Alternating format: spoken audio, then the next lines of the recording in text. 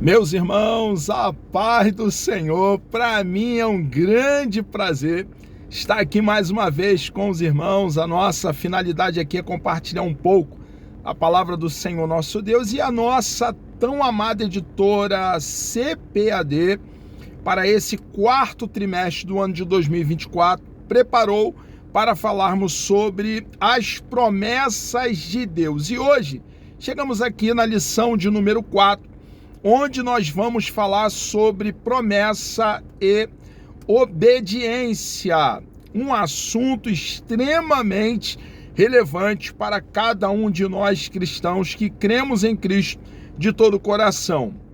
O texto áureo nos diz assim: se me amardes, guardareis os meus mandamentos. Então, fica bem claro aqui no Evangelho, segundo escreveu João, no capítulo 14, versículo 15, que o amor se expressa através da obediência.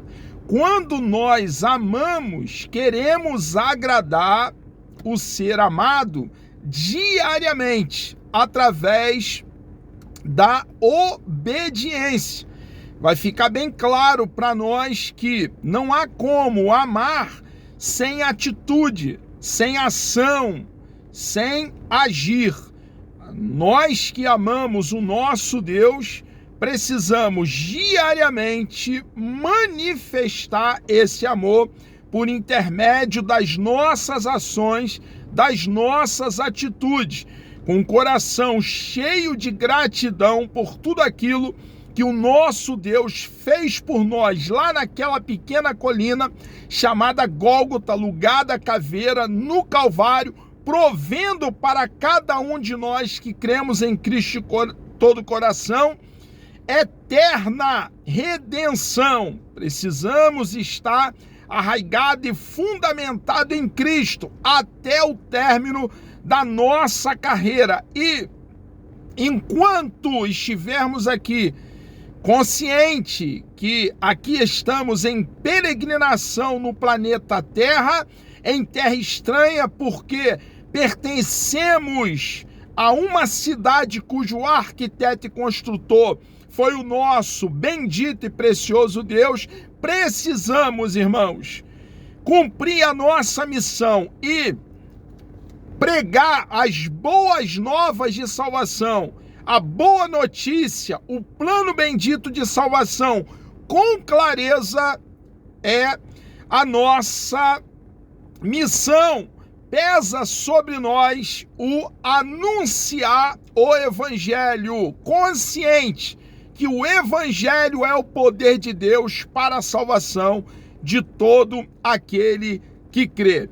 Verdade prática: a obediência a Cristo demanda bênçãos espirituais que influenciam diversas áreas da vida. Então, nós que temos a maior e mais preciosa bênção, a salvação da nossa alma, a eternidade com o nosso Deus, o Deus de toda graça, temos, irmãos, a bênção do nosso Deus em todas as áreas da nossa vida.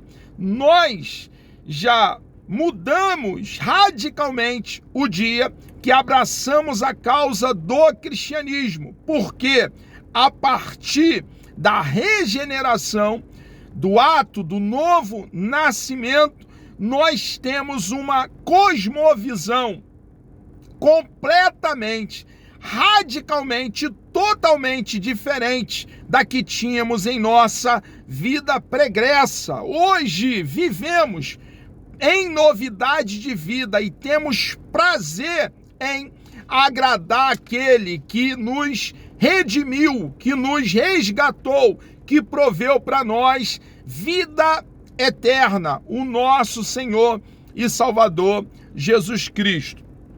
Quero aqui ler com os irmãos a leitura bíblica em classe que está em Deuteronômio, capítulo 29, do versículo 1 ao 9, e também o versículo 12, e Hebreus, capítulo 8, do versículo 6 ao versículo 13. Nos diz assim o texto sagrado: é Estas são as palavras do concerto que o Senhor ordenou a Moisés na terra de Moabe, que fizesse com os filhos de Israel além do concerto que fizera com eles em Horebe. Guardai, pois, as palavras deste concerto e cumpri-as, para que prospereis em tudo quanto fizerdes. Vós todos estáis hoje perante o Senhor vosso Deus, os cabeças de vossas tribos, vossos anciãos, os vossos oficiais, todo homem de Israel, vossos meninos, as vossas mulheres e os estrangeiros que está no meio do teu arraial, desde o rachador da tua lenha até o tirador da tua água, para que entres no concerto do Senhor teu Deus e no seu juramento que o Senhor teu Deus hoje faz contigo. Mas agora alcançou ele ministério tanto mais excelente, quanto é mediador de um melhor concerto, que está firmado em melhores promessas. Porque se aquele primeiro fora irrepreensível, nunca se teria buscado lugar para o segundo. Porque repreendendo-os, lhes diz: eis que virão dias, diz o Senhor, em que com a casa de Israel e com a casa de Judá estabelecerei um novo concerto, não segundo o concerto que fiz com seus pais, no dia em que os tomei pela mão para os tirar da terra do Egito, como não permaneceram naquele meu concerto, eu para eles não atentei, diz o Senhor, porque este é o concerto que depois daqueles dias farei com a casa de Israel, diz o Senhor. Porei as minhas leis no seu entendimento, e em seu coração as escreverei, e eu lhes serei por Deus, e eles me serão por povo. E não ensinará cada um ao seu próximo, nem cada um ao seu irmão, dizendo: conhece o Senhor, porque todos me conhecerão, desde o menor deles até ao maior. Porque serei misericordioso para com as suas iniquidades, e de seus pecados e de suas prevaricações não me lembrarei mais. Dizendo: novo concerto envelheceu o primeiro. Ora, o que foi tornado velho e se envelheceu, perto está de acabar. Objetivo da lição são 3. Apresentar os termos do concerto de Deus com o seu povo no Antigo Testamento, mostrar que o princípio da obediência também está presente no Novo Concerto e refletir sobre as bênçãos provenientes da obediência a Cristo. A Bíblia apresenta uma relação entre promessa e obediência. O Deus que nos faz grandes promessas espera de cada um de nós que cremos em Cristo de todo o coração, que somos cidadãos dos céus, obediência, irmãos. Fomos chamados das trevas para a luz do Evangelho. Fomos arrancados de um charco de lodo para viver em novidade de vida. Fomos alcançados pela graça de Deus mediante a fé para as boas obras. As obras não são a causa da nossa salvação, mas são as consequências. Todos os salvos praticam boas obras. Todos os salvos agem, têm atitude, procede de forma a contento, como o nosso Deus deseja, coerente com a sua bendita e preciosa palavra, o rolo sagrado, as sagradas letras, o nosso manual. Nós somos norteados pela nossa bússola, a palavra do nosso amado e bondoso Deus. Ao longo da Escritura, percebemos que a obediência é um princípio divino, que não caducou, não tornou-se obsoleto. Pelo contrário, irmãos, é um princípio vigente, um princípio atual. Nós, filhos de Deus por adoção, porque cremos em Cristo de todo o coração, fomos chamados para voluntariamente e com o coração cheio de amor obedecer ao nosso Deus, o que é muito suave, porque é prazeroso. Não caducou no Novo Testamento. Como eu já falei, reitero para uma fixação, Deus espera de nós, então, cada um de nós cristãos, estou falando para nós, a igreja, obediência. Ela continua sendo requerida por nosso Senhor para vivermos promessas específicas de Deus neste mundo. O Deus que prometeu no Antigo Testamento é o mesmo que prometeu no Novo. E, ao mesmo tempo, exige do seu povo obediência à sua palavra. Entretanto, quais são os termos da obediência no Novo Concerto? Conforme revelado no Novo Testamento. É o que estudaremos nesta lição. Primeiro, a obediência no Antigo Testamento. O concerto de Horebe. O concerto feito por Deus com o povo de Israel no deserto de Horebe era uma reafirmação das promessas que ele havia feito a Abraão e os seus descendentes, a Isaque e a Jacó. No deserto do Horebe, também denominado de Sinai, ficou patente, ficou claro, irmãos, que o concerto divino exigia a santa obediência do povo para que fossem bem-sucedidos entre as nações. O que Deus falou com eles? Se diligentemente, se cuidadosamente ouvirdes a minha voz e guardardes o meu concerto, a minha aliança, então sereis minha propriedade peculiar entre todos os povos, porque toda a terra é minha. Então, Deus faz uma aliança com o povo, um pacto com o povo, e o povo de Israel precisava, então, obedecer os termos dessa aliança, desse pacto, desse concerto. Nós hoje, irmãos, como cristãos, precisamos obedecer o nosso Deus. Nós que temos a lei do nosso Deus talhada dentro de nós, no nosso coração, no nosso entendimento, precisamos voluntariamente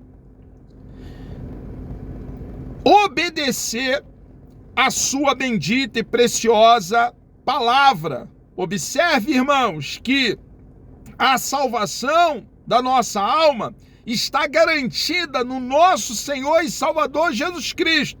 A salvação vem de Deus. A salvação vem do alto, vem do céu. Não vem da nossa parte, irmãos. Porém, as consequências na vida daquele que está arraigado, fundamentado, enraizado, plantado em Cristo, é a obediência à palavra do nosso Deus. Pela santa obediência, o povo seria um reino sacerdotal, um povo santo. A nação de Israel deveria obedecer aos mandamentos do Senhor para viver as promessas em toda a sua peregrinação no deserto. O concerto nas campinas de Moabe. Muitos anos se passaram depois do concerto de Horebe, no deserto, e a maioria dos peregrinos havia perecido no deserto, havia morrido lá.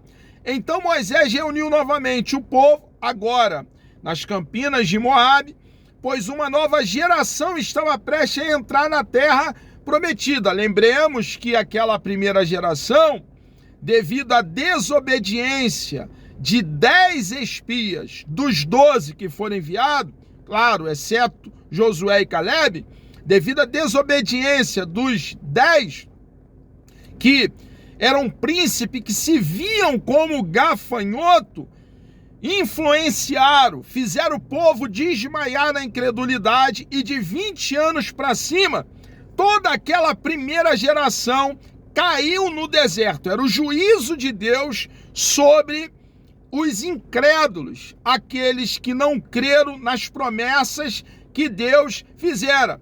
Aqui então, irmãos, quando Moisés reúne todo o povo nas campinas de Moabe, ele está então trazendo à memória a segunda geração, os filhos daqueles que foram arrancados com mão forte, braço estendido, juízo grande, da casa da servidão, debaixo do jugo de Faraó, dos açoites dos egípcios. Então, são os filhos daquela primeira geração que agora estão recebendo orientação. Observe, irmãos, que a obediência a Deus era um princípio para a primeira geração que fora tirado, como eu já fiz alusão, da casa do Egito, da terra do Egito, da casa da servidão, e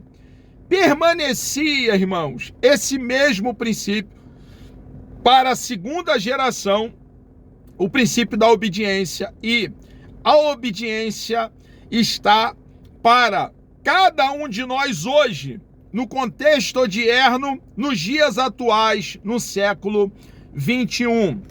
Essa obediência, irmãos, às promessas, trazia para eles bênçãos advindas da parte do nosso Deus. Nós precisamos, irmãos, ser fiéis ao nosso Deus, leais ao nosso Deus e obedecê-lo. A vontade do nosso Deus está expressa na sua bendita e preciosa palavra. Obediência no Novo Testamento, em Hebreus 8, apresenta aspecto do antigo concerto, mostrando o quanto eles apontam para o perfeito ministério do Senhor Jesus. Todo aquele cerimonialismo, irmãos, da lei mosaica, aquele derramar de sangue, nós, quando lemos ali o registro, o livro de Levítico, nós vemos que o animalzinho precisava ser perfeito, sem mancha, sem ruga, sem mácula, e o inocente animalzinho morria no lugar do culpado. Todo aquele cerimonialismo apontava para uma realidade que viria, para o Cordeiro de Deus, que, segundo o profeta João Batista, tira o pecado do mundo. Quando Jesus veio, irmãos, e lá na cruz, naquele madeiro, usa a seguinte expressão: está consumado, feito, como está no grego. Irmãos, todo esse cerimonialismo caducou, tornou-se obsoleto. Por quê? Porque Cristo é a realidade. Todo esse derramar de sangue apontava para Cristo. E a partir de agora, crendo em Cristo de todo o coração, no Cordeiro de Deus que tira o pecado do mundo, irmãos, nós temos acesso a Deus Pai novamente. Quando nós falamos sobre o sacerdócio universal de todo cristão, a doutrina nos ensina que os nossos líderes, os nossos pastores e também cada um de nós que compõe o ministério, nós membros, o mais novo convertido, somos sacerdotes, irmãos. Em que sentido? De pegar um animal, sangrar um animal, levar uma vez por ano e aspergir o sangue no propiciatório, na tampa da arca do concerto? Claro que não, irmãos.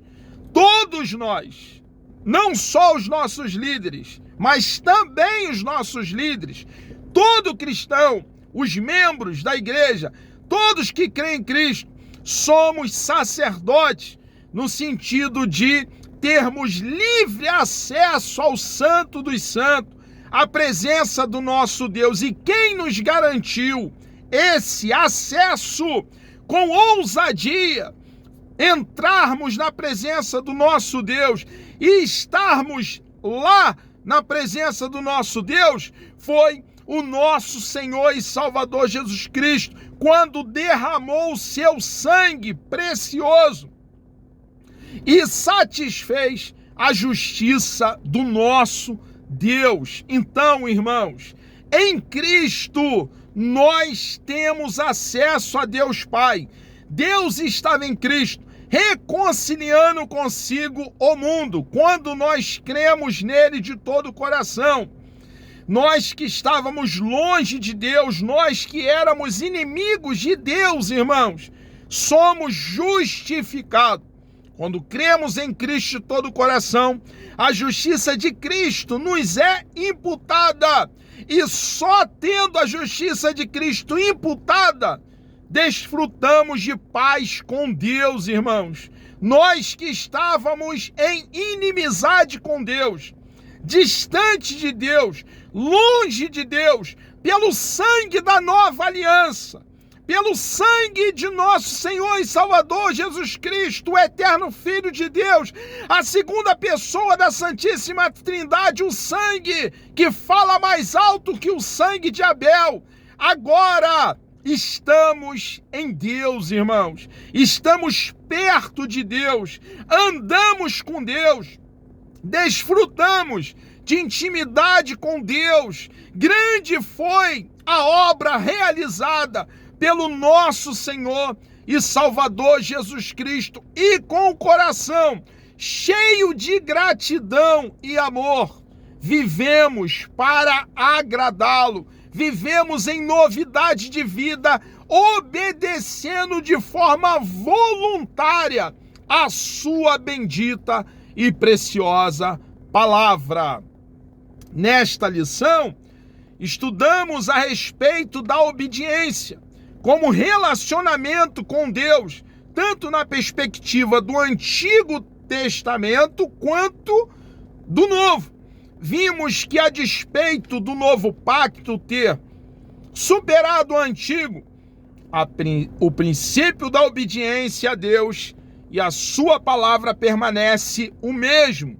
Dessa forma, há promessas de justiça, paz e alegria no Espírito Santo para quem obedece os mandamentos do Senhor Jesus. São promessas condicionadas à nossa obediência a Cristo. Amados, chegamos aqui ao término de mais uma pré-aula.